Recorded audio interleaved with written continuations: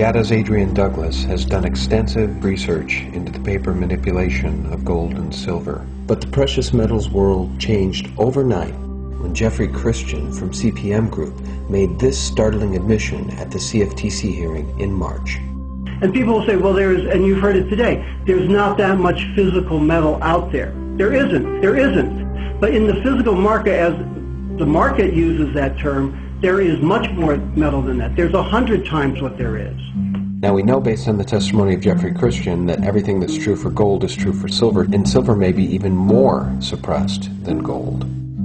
Precious metals are financial assets, and like currencies and T-bills and T-bonds, they trade in the multiples of 100 times the underlying physical. They trade in the multiples of 100 times the underlying physical. Adrian Douglas's research leads him to conclude that the actual outstanding paper metals manipulation in gold is 45 to 1, meaning there's 45 ounces of gold sold for every 1 physical ounce in the vault, which multiplies the apparent gold supply 45 times. Therefore suppressing price to what we see today. The supply of gold has been artificially increased by this paper gold to what I think is something like 45 times the actual supply. So that means that when that is exposed and people are asking for gold that isn't there, the potential is that gold's purchasing power will be multiplied by 45 times, in rough terms. There are 45 times as many ounces sold as there exists in the bullion banks. So what's the price of gold for the bullion banker? $56,000 an ounce, because he sold 45 ounces total, but only 1 physical ounce. He received $56,000 per physical ounce. Now the U.S. government claims it has 261.5 million ounces of gold left in their reserves. So let's take them at face value and assume the gold isn't encumbered, which Douglas believes it most likely is. But let's say it's not. People say the dollar is backed by nothing, but that's not actually true. It's actually backed by that gold the government claims is in reserves. Now let's consider the dollar. We've issued $14 trillion against 261.5 million ounces of gold. If you do the division, that comes to $56,000 an ounce, the exact same number as the LBMA selling 45 times as much gold as they've got.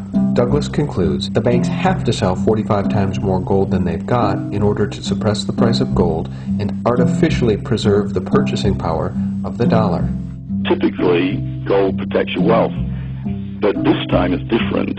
I think what's important for investors to understand is that you will probably be able to buy 45 times more cars, or 45 times more houses, or 45 times more loaves of bread with your gold than you can today. According to Adrian Douglas, gold should be at $56,000 an ounce, and Jeffrey Christian admits to 100 times the paper as there is to physical. Precious metals are financial assets. They trade in the multiples of 100 times the underlying physical. But let's just go with Adrian Douglas's math. Now, Adrian Douglas is making the argument that at gold's current price, it should be multiplied by 45 times to get the true value of gold. Let's go with that and let's apply it to silver.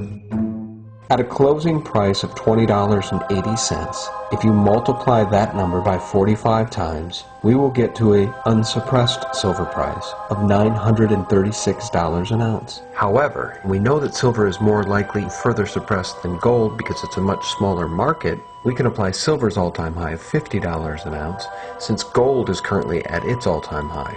And we take $50 an ounce times 45, we get $2,250 an ounce for silver. Now remember, there is such a minuscule supply of precious metals in the physical form, backing all of the fiat currencies on the planet, that these numbers, as pie in the sky as they may seem at first blush, if you really think about it and you think about how rare it is for a person to hold physical in their own possession, these numbers start to make a lot of sense. That is where I see the big payout for investors. This manipulation has artificially increased the gold supply. When that disappears, you're not going to be protecting your wealth, you're going to be multiplying it by some large factor, whether it's 45 or 20 or 50, I don't know. But it's going to be something of that magnitude. Got physical? Thanks for watching The Curious Case for $936 an ounce silver.